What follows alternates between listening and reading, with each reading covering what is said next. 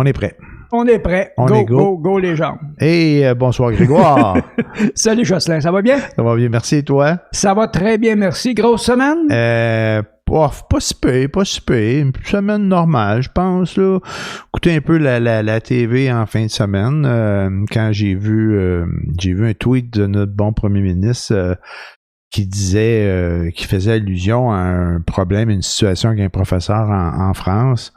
Puis là, j'avais pas écouté les nouvelles vraiment. Puis là, ben, j'ai allumé la télé. Il en parlait pas vraiment ici, mais je suis tombé sur une chaîne française par les internets. C'est fun des internets pour ça. Hein?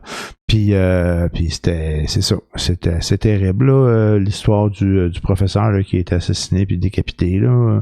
Fait qu'on a écouté ça un peu en fin de semaine. Je pense que les Français là sont pas contents et sont tannés là. De toute cette violence-là par les intégristes islamistes. C'est bien cette gang-là? Oui, apparemment. C'est un lien... il y a un lien très, très sérieux avec cette mouvance-là. Ouais. Non, mais c'est vraiment pas drôle. Décapité en plus, en plein jour, en pleine rue. Mais il faut vraiment être démoniaque pour faire des choses semblables. Ah ouais, vraiment. Puis, tu sais, je connais pas toute l'histoire, mais là, Monet, il y avait 4 personnes de sa famille qui étaient en garde à vue. Après ça, on était rendu à 9. Après ça, à 10. Je sais pas comment ça allait évoluer, mais ça semble être parti d'une vidéo qui a été mise en ligne par un parent dont la fille va même pas dans la classe du prof où il aurait présenté des caricatures de Mahomet. En tout cas, toute une histoire, là. Cette personne-là a fait plainte pour pédophilie puis pornographie à la police en disant qu'il avait présenté une photo nue ou une caricature de Mahomet nu, quelque chose du genre. Lui, il a le professeur en question, il a contre-répliqué à ça. Il a répliqué à ça avec le soutien de l'administration de l'école, là, la direction d'école. Lui, il a fait une plainte pour diffamation. En tout cas, ça s'est mis à viroyer tout bord, tout côté. Mais un jeune de 18 ans, j'allais dire un immigrant tchétchène, mais c'est un réfugié tchétchène. Ça fait 12 ans qu'il est en France. Un réfugié depuis 12 ans, de l'âge de 18 ans, qui commet un pareil acte. Je me dis, lui aussi, c'est une victime. Oui. Parce que il y a quelque part, là, il s'est fait influencer, il s'est fait manipuler. Écoute, je fais un jugement rapide, là. J'ai pas tout le fin fond de l'histoire. Mais quand tu as 18 ans, tu fais une pareille affaire comme ça, c'est qu'à un âge dans lequel tu es quand même plus influençable, puis que probablement quelqu'un a réussi à y faire croire que c'était la bonne affaire à faire, parce que c'est pas une chose qu'un jeune habituellement, qui normalement constitué aurait l'intention de faire, là. En tout cas selon moi. Là. Il serait arrivé dans la civilisation occidentale à 6 ans. Oui. Donc à 6 ans, t'as pas un esprit pour développer ce genre de choses-là. C'est comme le racisme. Faut que ça te soit enseigné, parce que sinon t'as pas ça inné. C'est une méchanceté que tu t'as pas ça dans toi en naissant, parce qu'on regarde des enfants jouer ensemble, là. Les enfants, ils veulent jouer. Peu importe qui est en face d'eux, ils veulent jouer. Pour eux, c'est juste un autre enfant avec qui il peut avoir du fun, peu importe sa provenance. Je te dis ça sous toute réserve, mais il me semble avoir entendu aux nouvelles tantôt que son père est un preacher de l'intégrisme. OK. C'est un prédicateur, un imam ou quelque chose du genre. Mais je te dis ça sous toute réserve, là, qu'il y a des grosses enquêtes actuellement. Je sais qu'ils ont l'air à faire une grosse razzia auprès de toutes les mosquées intégristes, comme ça, qui soupçonnent d'intégrisme. Actuellement, il y a un gros ramdam en France là-dessus. Là. OK. Puis, tu vois, moi, j'ai pas écouté les nouvelles aujourd'hui, mais pas en tout, à part quelques minutes en auto en m'en venant là, tantôt, puis il en parlait même pas de ça. Là, mais c'est sûr que c'est un dossier qui évolue. Hein, puis je pense que là, les commentaires qu'on attendait des Français, des anciens présidents, premiers ministres, des personnes quand même assez hautes là, dans la hiérarchie française qui disait que c'était assez, là. Ça n'avait pas rapport, là. Ben, c'est ça. Ils donnent un gros coup là-dessus, là. Non. Il faut vraiment que ça cesse, là.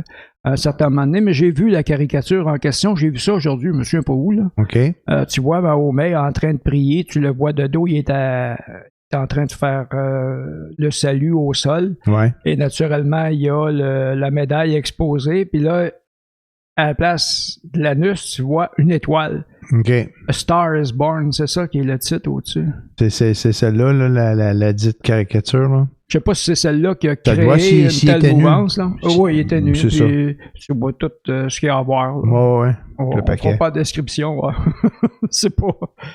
Ça ajoutera rien au propos. Fait que c'est ça que en gros, que j'ai fait en fin de semaine. En fait, j'ai fait plus que ça, mais c'est un des points qui m'a interpellé. Mais j'ai aussi, en fin de semaine... J'ai fait 2 marches, une marche samedi, puis une marche dimanche. Je faisais quand même assez beau pour ça. Puis j'ai fait au moins le 5 km. Là. Il y avait le groupe de... Voyons, j'ai oublié son nom, là. Pierre Lavoie, je pense, qui avait mis en place un concours là, pour ramener les gens à bouger puis à marcher, là, surtout avec le confinement. Ben, je pense que en tout cas, c'est vrai pour moi. Au début du confinement, je faisais de l'exercice à peu près à tous les jours. J'allais marcher puis tout. Puis à un moment donné, à longue, ben, j'y allais de moins en moins souvent. Fait que ça, c'était un incitatif. Puis j'ai fait au moins le 5 km. J'ai probablement fait plus que ça. Là. Je me suis pas inscrit au concours. Ils faisaient tirer des manteaux, des trucs de même. J'aurais peut-être dû, dans le sens qu'ils voulaient savoir combien de personnes avaient participé. Mais je pense qu'il s'attendait à avoir comme 30-50 000 personnes, puis il y en avait au-dessus de 100 000 qui se sont inscrites, là, des personnes au concours. Fait que il faisait beau pour ça. Fait que j'ai fait ça aussi en fin de semaine. Et puis toi? Moi, je marche toujours la rue ici à côté. Finalement, je t'avais dit que je faisais 10 km en 1 heure. Ouais. C'est pas 10, c'est 5. Ben ouais. Quand tu m'avais dit ça, je fais 10 km dans 1 heure, je fais telle rue de tel bout à tel bout. J'ai dit, OK, il marche le gars, 10 km en 1 heure, c'est une marine.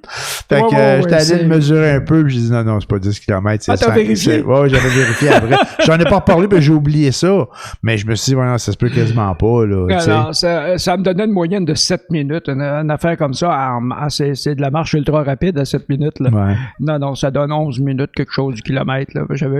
Je m'étais comme trompé, c'est juste que j'avais regardé, puis d'ici à un point de service de restaurant, j'avais vu 4.2 comme ça. Mais le 4.2, c'était l'appréciation du restaurant. Tu sais, sur 5 étoiles, c'était pas la distance. La distance, c'est 2.1, 2.2. Fait que ça changeait bien des affaires. Toutes mes mesures ont capoté, puis j'étais moins fier de moi, mais je l'ai fait pareil. Tu dois être le genre, quand tu lis le journal, tu lis juste les gros titres ou... Non. Ben, en fait... Le gars, il dit, OK, 4.2, fais mon affaire sur 4.2 km. Parfait, on va prendre ce chiffre-là. Je vais pas plus loin. Le chiffre est à bon goût. C'est pas plus grave que ça. Le chiffre me convient. Yes. Non, je vais lire les grands titres, puis quand je vois un article qui m'intéresse, à ce moment-là, je vais y aller. Mais je lis pas seulement le premier paragraphe, là, qui est généralement un résumé de l'article. Ah ouais. Mais non, s'il y a quelque chose qui m'intéresse, je vais lire au moins l'article au complet. Là. Non, mais c'est une boutade parce que t'as pris l'information qui t'intéressait, puis t'as laissé tomber le reste. Moi, ça faisait bon bonheur. Il y a bien du monde qui font ça, puis les journaux, ils le savent, hein, ils citent des affaires des fois vraiment pour attirer l'attention, puis vraiment pour les gens qui lisent juste les gros titres, là. T'entends des gens des fois faire des commentaires sur des choses. J'ai vu ça dans le journal. Ben oui, t'as juste lu le gros titre, t'as pas t'aidé ce qu'il y avait en bas, tu sais pas ce que t'as vu dans le journal. Non, ça n'a rien à voir avec ce que tu penses. En parlant de journaux puis d'informations, je m'étais noté une question pour un épisode. Je me suis dit, là, on parle de lire les grands titres dans les journaux. On voit un peu les nouvelles à la télé pour ceux qui écoutent encore la télé. Nous, en tout cas, moi, je l'écoute. Je pense que j'étais encore de l'âge de ceux qui écoutent la TV. Puis je me disais, c'est quoi les bonnes sources d'information pour bien s'informer? J'écoute la télé parce qu'il y a ça qui existe, puis je suis habitué à ça. J'écoute beaucoup LCN puis RDI pour les nouvelles. C'est souvent, les nouvelles sont souvent semblables. C'est souvent l'angle qui est amené qui peut être différent. Des fois, quand j'écoute à la télé, je me dis, ouais, OK, à la télé, ils te présentent bien ce qu'ils veulent te présenter, hein, quand ils interviewent des gens ou quand ils font des reportages. Fait que ça, des fois, ça me tape un peu, là. C'est souvent un petit peu niaiseux, là, quand il se passe quelque chose dans ta rue. Moi, mon voisin en face, là, je ne sais pas c'est qui. Puis là, s'il arrive quelque chose dans le voisin en face, je sais pas, moi, un incident quelconque, il traverse la rue, puis il vient de me demander, puis qu'est-ce que vous en pensez? C'est ça. J'ai rien à penser, je le connais pas, puis je sais même pas de quoi tu parles, je ne sais pas c'est quoi l'incident, tu sais. Tu peux pas rien dire. Ah, mon Dieu, j'avais pas remarqué que... Ben non, je l'ai pas remarqué, je check pas mes voisins. Ouais, mais il trouve tout le temps cette personne-là qui va avoir son 15 secondes de gloire. Ouais, c'est puis sûr. que la personne sait à rien de ce qui s'est passé, puis qu'elle va quand même passer à la TV. Puis c'est drôle, hein, mais souvent, là, tu regardes ce monde-là, puis un gros jugement, là, mais dans 80% du temps, tu vois que c'est vraiment ça, c'est le thrill de passer à la TV. Puis on dirait que, en tout cas, ils n'ont pas choisi le pogo le plus dégelé de la boîte pour passer à la TV. C'est plate, là. Puis c'est drôle parce que quand j'écoute la télé avec ma blonde, une fois de temps en temps, on se dit, ah, lui, il avait de l'allure. Tu sais, il y en a pas un qui a interviewé, tu dis, ah, OK, une fois de temps en temps, il y en a un qui ça a du bon sens puis c'est pertinent. Mais bien souvent, là, il faut qu'ils cherchent quelqu'un pour lui faire dire ce qu'ils veulent. Il faut que ça soit percutant aussi, hein. Il faut que ça soit sensationnaliste. Fait que s'ils sont capables de trouver quelqu'un pour lui faire dire ce qu'ils veulent qu'ils disent, puis que ça punch à la TV, ils vont le prendre, crée-moi. Si toi, il t'arrive puis il dit, je sais pas, moi je le connais pas, il reste au bord de la rue, je sais même pas c'est qui, je l'ai jamais vu, tu passeras pas à TV, man. Ah, OK, parfait. Tu passeras pas à TV, mais si tu dis, ouais, je sais, je l'ai déjà vu embarquer dans son char, puis je suis avec sa petite famille, puis ça avait l'air d'une bonne famille, puis je pense que c'est un bon gars, puis j'aurais jamais pensé qu'il aurait pu faire quelque chose de même. Ouais. Mais tu sais même pas c'est qui, tu l'as jamais vu. Ben, c'est ça, c'est sûr qu'on s'attend pas que des choses atroces se passent dans notre quartier. Ça se passe toujours ailleurs, dans d'autres pays, dans d'autres rues, dans d'autres villes, dans d'autres provinces, mais pas chez nous. Fait que c'est sûr que ça nous surprend tout le temps. On s'attend pas à ça. Depuis tantôt, je vois une mouche qui se promène autour de moi, puis je me dis, j'espère qu'elle m'arrêtera pas sa tête pour faire comme Biden, là. Il y a une petite, non, on la voit pas. On la verra pas. Hein? Nous, on la voit, mais probablement qu'on la voit pas, la caméra. En fait, si vous voyez quelque chose se promener, vous me voyez regarder de même, parce qu'il y a une mouche qui se promène. Bon. C'est les petites mouches à fruits, là, vous savez ce que c'est, les petites mouches à fruits? Ouais, ben, c'est ça. C'est ça. Fait que c'est ça, on s'informe où, tu sais? Ouais. Je lis des journaux, je lis un peu des magazines. Des fois, je vois des articles passer sur l'actualité. Donc, je vais jeter un coup d'œil à ça. Je regarde un peu sur Facebook, mais vraiment, c'est pas la place où je vais chercher des nouvelles, là. Très peu de nouvelles dans mes commentaires, pas dans mes commentaires, mais dans mes contacts. Tu sais, il y a pas beaucoup de monde qui vont mettre des nouvelles. Puis je regarde Twitter un peu, par exemple. Ça, j'en pointe là-dessus. Twitter? Moi, avant, je touchais pas à ça. Twitter, je connaissais pas ça, mais avec le début de la pandémie, j'ai vu des commentaires apparaître. On est en mesure de suivre le premier ministre. On peut suivre des gens, là, des ministres ou des médecins aussi. Je suis le docteur Vadeboncoeur, entre autres. Là. Fait que tu peux t'abonner à certains comptes puis il t'envoie des nouvelles. Là. Fait que ça, c'est quand même pas pire. Cependant, ce que je remarque, autant là que sur Facebook, un peu moins sur Facebook de ce temps-là, parce que il y en a qui sont fait couper les ailes. Là. Ouais. Mais sur Twitter, là, quand ils arrivent, ils mettent une nouvelle, quelqu'un fait un commentaire, ben on dirait que ceux qui ont les commentaires négatifs et désobligeants sont la majorité du monde, parce que c'est tout le temps ça, ou à peu près, qu'il y a en dessous des nouvelles, qu'elles soient bonnes ou mauvaises. Il y a tout le temps quelqu'un il y en a qui les appellent les coucous. Moi, je dirais des conspirationnistes, ou en tout cas, ils ont tout le temps une nouvelle pour défaire la nouvelle ou pour mettre le monde dans le doute.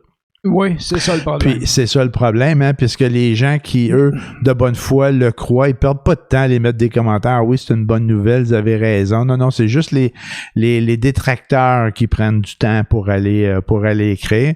Fait que ce que je fais depuis quelques temps, puis je sais pas si je vais y arriver, mais il est possible de cacher les commentaires des gens sur Twitter. Fait que toute fois que je vois un commentaire qui me gosse, ben je fais ne plus voir cette personne-là.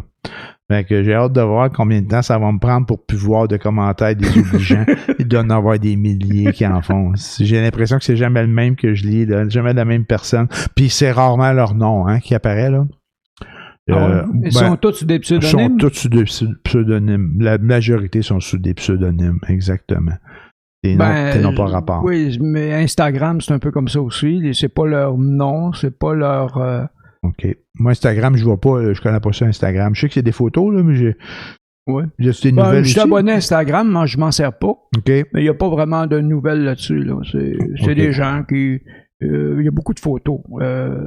C'est ceux que je suis sur Instagram, beaucoup font de la photographie, justement. OK. Et puis, c'est très intéressant. C'est là-dessus qu'ils vont déposer le photo. Oui. Ben, là, il y a des commentaires aussi. Non, c'est un petit peu Facebook, un peu la même chose, mais plus personnel. Les gens ne vont pas partager là-dessus une conférence de presse de François Legault, mettons. OK.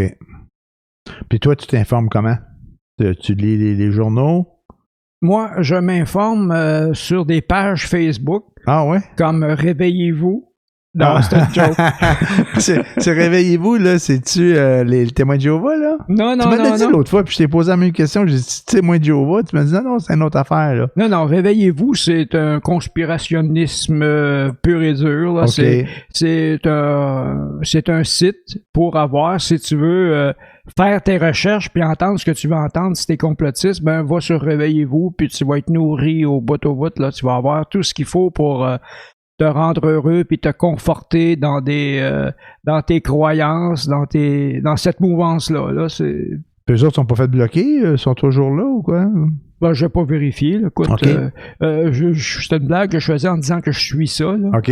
Je l'ai vu une fois, puis je l'ai ne plus suivre. Je ne sais plus ce qui se passe avec eux autres. Là. Parfait. Je ne sais pas s'ils ont été bloqués. Probablement. Probablement. Ou sinon, en tout cas, moi, depuis qu'ils ont bloqué là, les certains sites, là, il y a beaucoup moins d'effervescence dans ce sens-là en ligne. Là.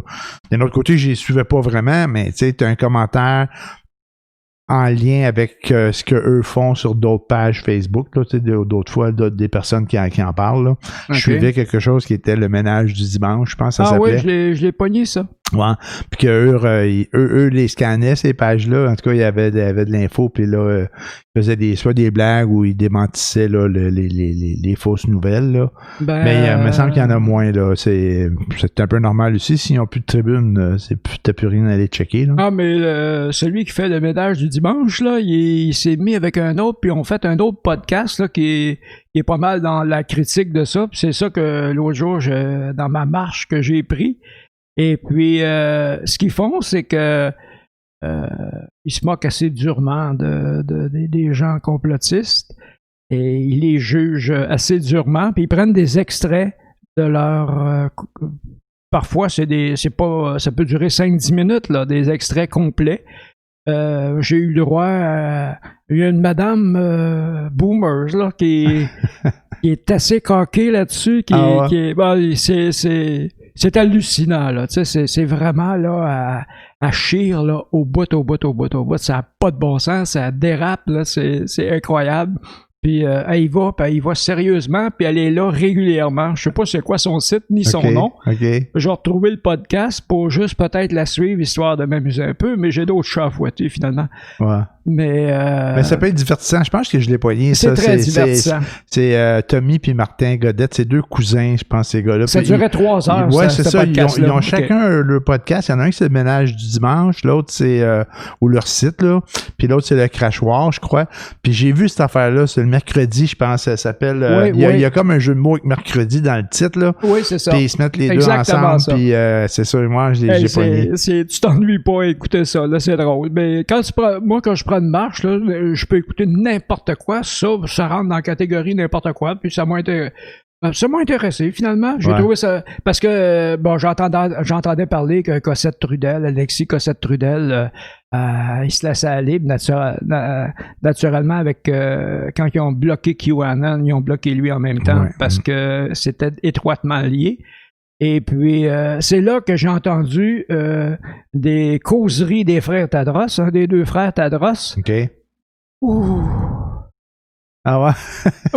Mais ça, je t'ai pogné un bout, là, moi aussi, de cette affaire-là. Ça n'a pas de bon sens. C'était long, ce podcast-là. Et ça chire, c'est incroyable. Capoté, hein? Ah oui, c'est capoté. Puis ces nouvelles-là, le monde, il y a du monde qui l'écoute. Puis il y en a qui veulent au pied de la lettre. Il y en a qui veulent y croire, tu sais, ça leur convient. Fait que c'est pas pour rien. S'il y avait pas de public, puis s'il y avait personne qui embarquait dans leur délire, ils seraient plus là.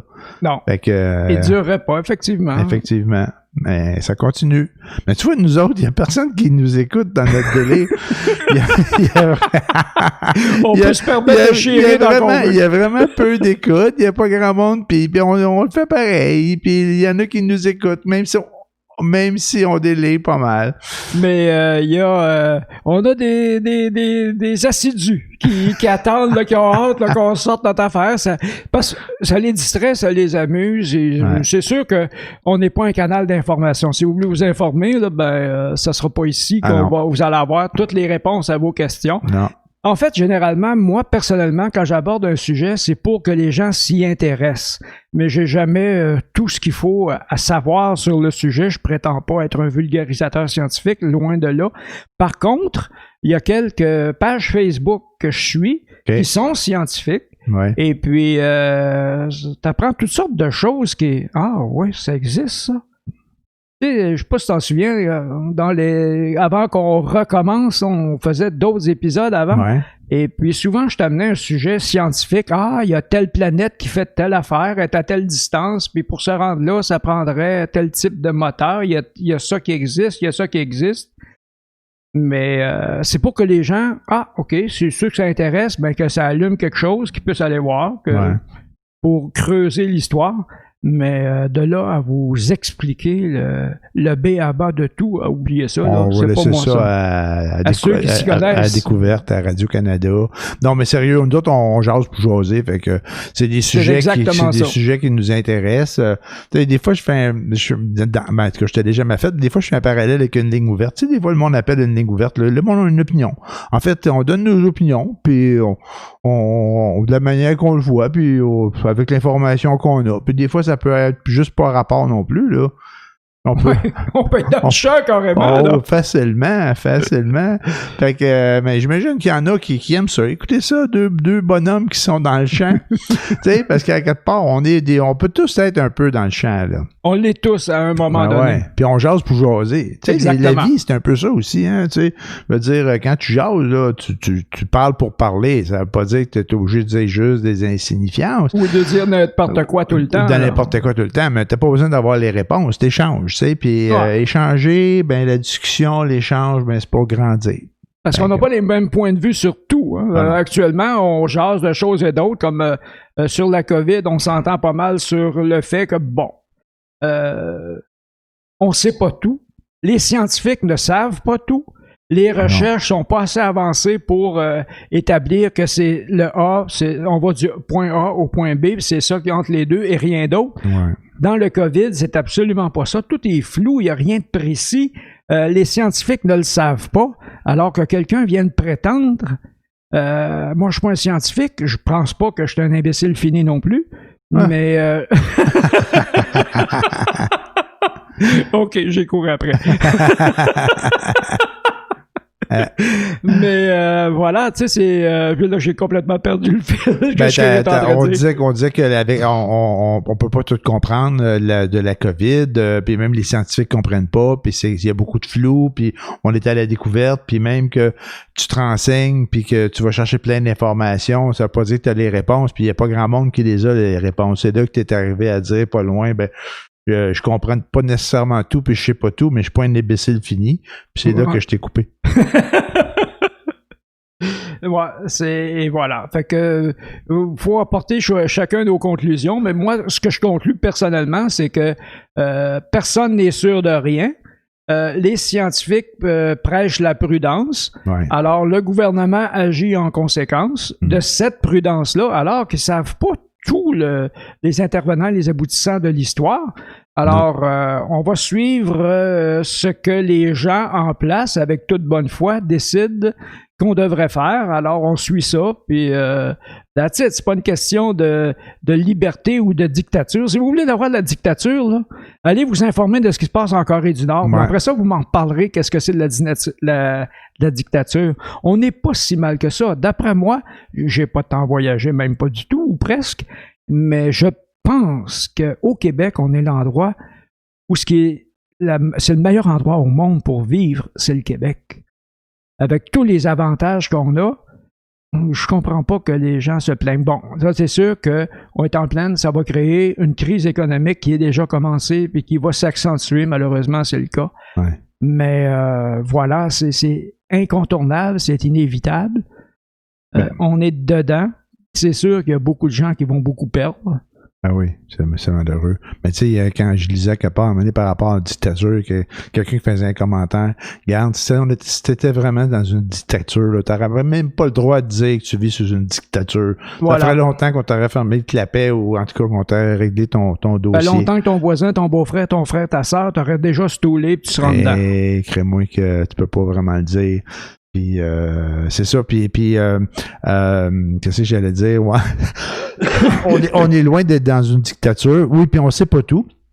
Puis on n'a pas fini de pas tout savoir. Tu sais, on parlait il y a quelques semaines du président Trump qui avait des soins particuliers, hein, parce que c'est le président, puis qu'on avait essayé le Remdesivir, pas trop. En tout cas, qu'importe un médicament. Régénérant. Hein? Remdesivir. Remdesivir, un médicament qui était, je croyais qu'il était expérimental, mais je pense que tu me dis, je pense qu'il servait déjà à d'autres choses, mais oui, ça pour dire que ça marche pas, ça sert à rien, là. Ben, ce que ça faisait, c'est que d'après les recherches que les médecins ont pu faire avec les connaissances qu'il y avait au moment où ils se sont prononcés, c'est que quelqu'un qui allait faire 15 jours à l'hôpital, 15 jours aux soins intensifs, ben, ça baissait à 11 jours. Ça enlevait 4 jours sur les soins intensifs qu'une personne aurait eu à subir. Okay. C'est tout ce que ça changeait. Puis ça avait été développé pour l'Ebola. Bon, mais ça a l'air que ça fait même pas ça. Là. Il me semble que j'ai dû avoir lu juste les gros titres parce que je me souviens pas du détail. Mais non, mais je pense que finalement, c'est pas vraiment efficace. Là. Non, c'est pas. Ça n'empêche pas, ça guérit rien, ça aidait peut-être un peu à la guérison. Okay. C'est tout. C'est tout ce que ça faisait, mais ils l'ont appliqué au président à titre préventif, probablement. Ouais, c'est ça. Ou il était plus malade qu'on pensait, puis voilà. Mais parlant de suivre, tu as dit le mot suivre tantôt. Oui. Qu'est-ce que tu penses de l'application par téléphone? Sur le téléphone. Celle du gouvernement, là? Ouais. Ben moi, je l'ai activé. OK. Je me souviens pas comment ça s'appelle. Alerte COVID, je pense que ça s'appelle. Je l'avais mis en place quand que le gouvernement fédéral l'avait sorti, mais le Québec il avait pas adhéré, ça marchait pas vraiment, là. Fait que j'ai attendu qu'on nous dise que ça fonctionne. Qu'est-ce que j'en pense? Ben, moi, toutes les notions de traçage, je maîtrise pas nécessairement ça. Je présume que le traçage, c'est pour faire en sorte de pouvoir aviser les gens le plus vite possible s'ils ont été en contact, pour se faire tester, pour s'assurer qu'ils sont pas malades, pour pas le donner à quelqu'un d'autre. Je pense que c'est un peu ça qui est le principe du traçage, c'est à savoir qui a vu qui, puis où sont les risques de contagion. Moi, par rapport à ça, je fais confiance au système qui dit que l'outil ça me dérangera pas vraiment, ça me tressait non plus, là. Mais que l'outil trace pas mes allées et venues, là, c'est vraiment pas un outil qui fonctionne avec le GPS, mais c'est plus avec le Bluetooth, puis que il va être en lien avec d'autres téléphones par le Bluetooth. Il sait quel téléphone t'as croisé, puis par conséquent, la personne qui a le téléphone, si elle a la COVID, puis elle met son code, là, elle fait son test, puis elle a le COVID, on va lui donner une clé, qu'elle rentre là-dedans, puis je devrais avoir un message sur mon téléphone en disant que probablement à telle date, à tel moment, j'ai croisé une personne qui avait la COVID, puis d'aller me faire tester. Mais il y a des gens qui faisaient des commentaires, à un moment donné, qui disaient ouais, mais ça marche par Bluetooth, si je suis chez nous, puis mon voisin est chez eux, puis que lui a la COVID, il y a un mur qui nous sépare, il n'y a pas de danger que je l'aille pogné. Là, quand j'ai entendu ça la première fois, je me suis dit ouais, c'est vrai ça. C'était ton voisin là, qui l'a, mais faut que tu aies été plus que 15 minutes à moins de 2 mètres de cette personne-là. Je comprends bien là, que tu peux être à côté, chacun de ton bord dans ton salon avec un mur, mais c'est peu probable que ça puisse arriver. Là, puisque même si t'es pas dans le même appartement, là, dans quelles circonstances que 2 appartements pourraient être côte à côte puis tu seras à moins de 2 mètres de quelqu'un. Là. Ouais. À moins de vraiment avoir ton salon en sens inverse, puis t'être assis tous les deux dans le sofa. Il y a beaucoup de blocs appartements montés comme ça. C'est ça, ça se peut que ça soit ça aussi, là. Mais à quelque part, je me dis que c'est mieux que rien, c'est mieux que ce qu'il y avait avant, parce qu'avant, il y avait pas grand-chose, je pense, puis le gouvernement, il veut pas adhérer non plus. Le gouvernement provincial, il voulait pas adhérer à certaines offres là, du gouvernement qui disaient hey, on peut vous prêter du monde de Statistique Canada qui pourrait faire les appels. Je comprenais que ici, c'était juste les infirmières qui le faisaient. En tout cas, il y a tout eu une bébelle là, qui faisait en sorte que le traçage fonctionnait pas. Là. Le monde, il plaçait des appels aux gens pour les aviser qu'ils avaient été en contact avec quelqu'un, puis le monde répondait pas au téléphone. À un moment donné, on dit vous allez voir, ça va être affiché santé publique sur votre téléphone, là. Mais je suis pas sûr que ça marchait parce que là, ils ont décidé d'adhérer à l'application. Ceci étant dit, moi j'y crois, moi j'ai adhéré. Il faut qu'il y ait 70% du monde qui adhère pour que ça fonctionne. C'est là que je pense qu'on est loin de la coupe aux lèvres. Je pense qu'il n'y a pas beaucoup de monde, là. Quand ils l'ont mis en place au Québec, je pense qu'il y avait comme 3 millions de Canadiens.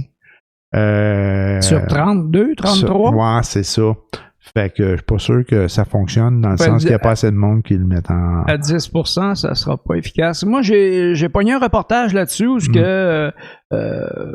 l'émission, le journal, le commentateur, la commentatrice, ils ont invité un spécialiste de ça par rapport au traçage sur la dangerosité de cette application-là. Okay. Et ce qu'il expliquait, c'est que c'est une application, de la façon qu'elle est montée, puis il expliquait toutes les... c'est comme je vous disais tantôt, j'ai pas toutes les réponses, là. Mais de la façon qu'il l'expliquait, avec le système qui avait été utilisé pour monter l'application, elle ne pouvait pas ramasser des données dans ton téléphone, elle ne pouvait pas ramasser tes données personnelles. Ça servait vraiment là que de façon plus ou moins précise à faire du traçage puis à faire le relevé de téléphones qui se sont croisés. Puis il y a un qui a eu la COVID, qui a été déclaré positif à la COVID. Et puis, mais c'était pas très précis, mettons. OK. Ça avait un peu l'allure de ce que j'en ai conclu. C'est peut-être pas ça qu'il a dit. Ce que j'en ai conclu à la lumière de ce qu'il disait, c'est que c'est un peu comme le masque. On ne sait pas qu'est-ce que ça fait exactement, sauf que ça aide. OK, ouais, c'est ça. On ne sait pas dans quelle mesure exacte que ça aide, mais ça aide. Si tu veux pas le porter, c'est sûr que tu n'aides pas. Fait que c'est un peu le même principe probablement avec l'application. Ben avec le cumul de façons, là, tu sais, le masque, mais là, t'as pas le choix, là, que tu veuilles ou que tu veuilles pas le porter, t'es mieux de le porter, là. Je pense que la question se pose même pas. Ils ont été obligés de se rendre là, à un moment donné, de dire ça, là, puis excusez-moi. Fait que non, mais il y a des choses en même. Puis c'est ça, avec le cumul, tu sais. Le masque partout, là, on est en... ça fait presque 2 semaines là, qu'on est dans nos 28 jours ou un peu plus. Ça fait déjà 2 semaines. Ça fait déjà 2 semaines.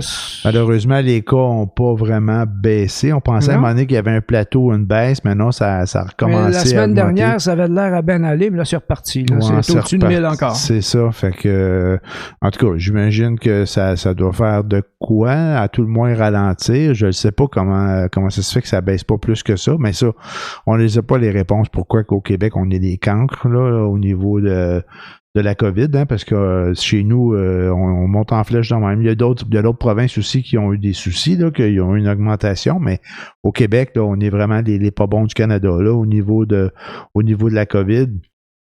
Fait que là, le gouvernement fait tout ce qu'il peut, j'imagine, puis ils ont demandé, je pense, la semaine passée, de réduire de 25% nos contacts sociaux. Ah ouais. Fait que, tu sais, puis moi, je regarde ça, puis je me dis, c'est vrai que moi, dans mon contexte, je peux pas vraiment le réduire de 25% de contacts sociaux, là, dans le sens que je vois à peu près 2 personnes de mon entourage. Tu peux pas réduire plus que ça. Là. Ben, je peux pas réduire. Il y en a une qui c'est dans ma bulle, c'est ma blonde, puis l'autre, ben, c'est toi quand je viens ici. Sinon, je vois pas personne, tu sais. Mais ça, c'est mon cas à moi. Mais il y a peut-être du monde qui ont pas le choix. Il faut qu'ils sortent, il faut qu'ils travaillent, il faut qu'ils vont dans un commerce, peut-être, ainsi de suite, là, tu sais. Fait que, en tout cas, ils nous demandent de le faire parce que ça, 25% pour tout le monde de baisser, ça va changer beaucoup au niveau des contacts. Donc, tout ça pour dire que toutes les petites affaires qu'on fait, une par-dessus l'autre, ben, ça devrait aider, ça devrait améliorer, là. Ben, si tout le monde en prend conscience puis qu'il accepte de pas se sacrifier, mais il accepte un peu que ce soit encore un pénible, un bout. En fait, est-ce que ça va changer? Ça va changer quoi exactement? Ça va changer le taux de contamination pour éviter d'engorger parce que d'engorger le système de santé, tout simplement. Ouais. Parce qu'il n'y a pas de remède encore. Non, Il n'y a rien qui le guérit. Faut que ça fasse son temps. Mais le problème, c'est que personne n'est atteint de la même façon, tellement tout est flou, tout est imprécis. Ouais. Personne n'est atteint de la même façon. Quand tu as une grippe, ben, tu t'attends qu'il va se passer. Tu vas avoir de la fièvre, tu vas avoir des courbatures, tu vas avoir ci, tu vas avoir ça. Après ça, ben, oups, ça va s'améliorer puis tu vas guérir. Sauf que ceux qui ont des complications de temps à autre, des complications pulmonaires ou coronariennes, whatever. Mm-hmm. Mais la COVID, c'est pas ça, là. Non, il y en a qui sont affectés au cerveau, d'autres aux poumons, d'autres c'est les reins, d'autres... Il n'y a personne qui est affecté de la même façon. Puis, je ne sais pas si c'est des prédispositions que chaque personne a individuellement, que le virus va l'attaquer différemment, ou il y a différentes sources de virus qui n'attaquent pas de la même façon. Je ne sais pas. C'est quoi le problème? Personne ne le sait, c'est quoi. C'est ça. Alors, il faut faire attention. On ne connaît pas les impacts futurs non plus. Tu sais, quand on parle qu'il y a beaucoup de jeunes maintenant qui sont infectés, tu sais, auparavant, c'était des personnes plus âgées puis elles décédaient beaucoup. Là, il y a beaucoup plus de jeunes qui sont touchés par la COVID, des fois avec peu ou pas de symptômes. Mais ce qu'ils disent, c'est qu'on ne sait pas ce qui va arriver plus tard. Tu sais, est-ce qu'on dit ça pour faire peur au monde? Probablement un peu, mais pour que les jeunes se protègent aussi. Parce que les gens soient prudents. Que soient plus prudents, mais on les a pas, les réponses. Qu'est-ce qui va arriver plus tard? Est-ce que vraiment ça va avoir un impact pour plus tard? On ne sait pas. Ça, il me semble qu'on en parlait d'un épisode précédent, que c'est les médecins ne savent aucune façon si le virus ne va pas aller se terrer quelque part dans ton organisme, à un moment donné, sortir une maladie out of nowhere parce que, je sais pas, moi, t'as attrapé un courant d'air un jour, tu sais, qui n'a rien à voir avec la COVID. Tu ne seras pas contagieux COVID, mais tu vas avoir peut-être cette trace d'ADN-là pognée dans ton corps. Bon, je dis trace d'ADN, c'est un microbe, whatever. Appelle ça comme tu veux. Là. Une cochonnerie collée quelque part qui est complètement neutre, que personne ne sait qu'elle est là, puis t'as coup, pouf, ça y prenait quelque chose pour déclencher une maladie opportuniste, qu'il appelle. Chose de même. Alors, non, on n'a pas le choix de faire attention. Moi, personnellement, la seule personne que je vois, c'est toi. OK. C'est tout. Et puis, en passant, on ne va pas se promener en ville, on ne va pas louer un studio, ça se passe chez moi. Alors, allez, faites pas plainte au gouvernement pour nous arrêter, là. On était à 2 mètres. On est à 2 mètres, on est toujours à 2 mètres. Toutes les règles. Toutes les règles de A à Z. Ouais. Et puis, la seule personne qui vient chez moi, c'est lui. Voilà. C'est Jocelyn. Alors, ne faites pas de plainte, s'il vous plaît. Puis j'ai le droit. Tout est correct. Une personne. Tout est correct. Je veux pas de ticket. Au prix que ça coûte. Et voilà, écoute, y avait-tu d'autres points que tu voulais amener cette semaine, mon Grégoire? Est-ce quelque chose en particulier que tu voulais nous jaser d'eux? Particulier, non, mais j'ai entendu une petite controverse autour de la série Les Mecs. Ah, OK. La série est sortie, ouais. Tout le monde l'a vu. Il y a quelqu'un qui l'avait descendu en flamme avant même d'en voir 30 secondes. OK. Il y a quelque temps. Et puis, c'est ce qui m'a allumé cette semaine, la semaine dernière, c'est-à-dire, il y a eu une intervention à la radio, à Radio-Canada. Mm-hmm. Il y avait M. David, je crois, qui est le réalisateur de la série, et la madame qui l'avait planté avant même de la voir. Et ça chauffait pas mal. Je me suis dit, je vais aller voir la série pour voir de quoi il en tourne. Bon, moi, je l'ai trouvé distrayante. C'est cute, c'est correct. J'ai pas cru vraiment aux personnages, les interactions. Il y a des bons gags. J'avoue que il y a quelques places où j'ai souri très fort ou même éclaté de rire à certains endroits. Ce que ça fait, ça parle de gars de 50 ans qui ont de la misère à gérer leur pénis finalement. Alors, c'est un peu, c'est pas hallucinant ni dans un sens ni dans l'autre. Par contre, ça va ouvrir peut-être les messieurs qui vont sur certains aspects de la sexualité qui n'ont jamais peut-être pensé à à explorer. Ça va peut-être ouvrir l'esprit ou autre chose de certaines personnes, mais guère plus que ça. Alors, allez voir la série, vous allez comprendre ce que je veux dire. Puis je n'entends pas par là qu'il y a quelque chose de déplacé ou de pas correct. Personnellement, j'ai trouvé ça assez léger. J'ai trouvé ça cute. Moi, j'ai pas trouvé ça hard, ben pas du tout. Ça montre, je pense. La seule chose que socialement j'ai pensé, c'est que ça montre l'évolution des hommes à travers le temps, que ce que nos parents pensaient et ce que les hommes de cet âge-là pensent aujourd'hui, dont moi. Ouais. Et c'est complètement différent. Là. On n'est plus... c'est comme si c'était une autre planète, un autre siècle. Le mode de pensée est complètement différent. L'ouverture d'esprit est plus grande. Il y a un plus grand respect envers tout. On apprend dans la série que il n'y a plus de genre maintenant. Il y en a 52. Des genres? Des genres, oui. De façon de désigner des gens qui ont par rapport à leur identité. Oui, pas de genre ou whatever. Il y a 52 définitions différentes. OK. Alors, je ne sais pas c'est lesquelles. Il faudrait que j'aille voir, trouver un site pour te savoir exactement c'est quoi les 52 différentes. Là, mais ça fait du monde à la baisse, ça. Alors, c'est vrai que de ce point de vue-là, ça peut ouvrir, tu sais, créer une certaine... Bon, je dis pas que tout le monde va virer gay, là, c'est pas ça que je veux dire, là. C'est que ça va créer peut-être une approche différente, un point de vue différent par rapport aux gens qui sont gays, par exemple. OK. Non, j'ai pas senti qu'il prêchait pour une paroisse quelconque, là. Mais au demeurant, c'est une série amusante. Moi, j'ai trouvé ça drôle, parfois convenu, prévisible, mais ça, c'est comme ça. C'est divertissant. Mais c'est divertissant, ça m'a amusé.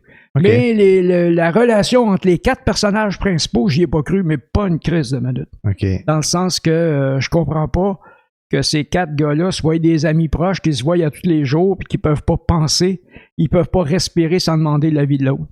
Ça, je trouve ça un petit peu exagéré, là, mais c'est moi je suis un solitaire, alors j'ai de la misère avec ça, là. Mais non, c'est bien fait. Moi, c'est juste que le décor du bar, il m'a agacé tout le long parce que ça a l'air d'une lunetterie New Look dans le fond en arrière. Okay. Tout le long qu'ils sont assis au bar, que tu vois là, à partir du point de vue du bar, t'as l'impression d'une lunetterie New Look. Bon. New Look. C'est pas... c'est ça. Mais c'est cute, c'est correct, c'est bien fait, c'est... Bon... Et puis moi, je ne l'ai pas écouté, mais ça m'intéresse, je pense. Je vais aller jeter un coup d'œil. Mais c'était quoi la grosse polémique avec la journaliste? C'est une question de madame, je me souviens plus de son nom, mais elle se plaignait que c'était anti-femme, puis anti-ci, puis anti-ça. OK. Non, c'est pas anti-femme, c'est qu'ils parlent pas des femmes tant que ça, là. C'est sur 4 gars. C'est-tu 4 gars, 4 colons ou 4 gars comme de n'importe qui en a un qui est plus colon que l'autre ou qui font des commentaires par rapport? Oui, il y en a un que je vais spoiler un peu, là, mais il y a un personnage qui est joué par Christian Bégin, qui est très... tous les comédiens sont bons, là. C'est comment je dis ça, dans l'ambiance j'y ai pas cru vraiment. Okay. Mais chaque personnage est bien joué, c'est pas ça l'affaire. Christian Bégin joue quelqu'un qui est le plus hétéro straight de la gang. OK. Il y a trois hétéros et un gay. OK. Puis là, il y a la notion de savoir jusqu'à quel degré t'es hétéro. C'est un petit peu d'homosexualité un peu. Tu sais, si t'es homo un petit peu, puis en tout cas, vous suivrez la série, il y a une façon de le nommer, des codes, là, T8-2 ou 10-1 ou 10-0, là, okay. Et puis Christian Bégin, lui, se dit comme 10-0. Sauf que dans une situation bien précise, il y a un gars qui le fait bander. Alors, ça le traumatise au bout. OK. C'est tout. Puis là, il reste encore à 10-0 ou il se questionne son pointage? Ah oui, il recharge son pointage après, là, parce que tout le monde est comme ça, comme une possibilité qu'il soit homo, mais le degré, le pourcentage est différent. Mais quelqu'un qui a peur de l'envisager, c'est bizarre, mais c'est comme ça aussi. Il y a des gens qui ne veulent pas l'envisager, puis c'est correct aussi. Là. Fait que ça, c'est un show de TV. C'est un show de TV. C'est de l'humour, c'est de la fiction. C'est de la fiction, du divertissement. Ouais. Mais tout ce code-là d'échelle, en fait, de gayture, si ou je peux d'hétérositude. Ou d'hétérositude, tant qu'à inventer des mots. Ouais. Puis ça existe-tu vraiment, ça? Ou c'est inventé pour l'émission, tu penses? C'est eux autres, c'est inventé pour l'émission. Je sais pas si ça existe. Peut-être que ça existe, mais ça existe pas comme ça, là, mais eux autres, ils se parlent de cette façon-là. Lui, c'est un 8-2, un 7-3. OK, je comprends. Un 5-5, ça veut dire qu'il est au 2. OK. Là, j'ai bien aimé. C'est distrayant, c'est cute, c'est correct. Puis c'est vraiment un bon divertissement. Bon, c'est bon, on va aller voir ça. Mais ils ne referont pas société avec ça, là. Le gars, tu parles, l'auteur, je pense que c'est Jacques David. C'est l'auteur Jacques David ou quelque chose de même. En tout cas, je suis pas sûr de son nom, mais il me semble que c'est le même gars qui a fait une série de télé qu'elle, j'ai écouté pas mal, qui s'appelle Les Parents. Oui, Les Parents. La famille Parents, là. C'était bon, Les Parents. Bon, c'était correct. C'était bon. C'était drôle. C'est ça. Oui, tout à fait. Mais c'est un peu le même principe parce qu'il y a un ado quelque part en maintenant, puis tu vois, là, tu le sens que c'est cet auteur-là. Là. Okay. Tu le reconnais tout de suite. OK, c'est bon. Mais c'est bien fait, c'est correct, ça coule bien. C'est ça. Moi, j'ai pris 9 épisodes ensuite en ligne. En rafale. En rafale, en binge watching sur 10. Et puis, je suis tanné, là. Je me rendrai peut-être pas à 10. Je vais peut-être la regarder juste pour savoir où est-ce qu'il s'en va avec ça. Mais que je le sache pas, ça m'empêchera pas de dormir. Bon, ben parfait. Fait que c'est bon, ça va. En tout cas, moi, ça m'intéresse, moi, aller jeter un coup d'œil. En rafale, ça s'écoute bien, ça, des épisodes de quoi, 20 minutes ou.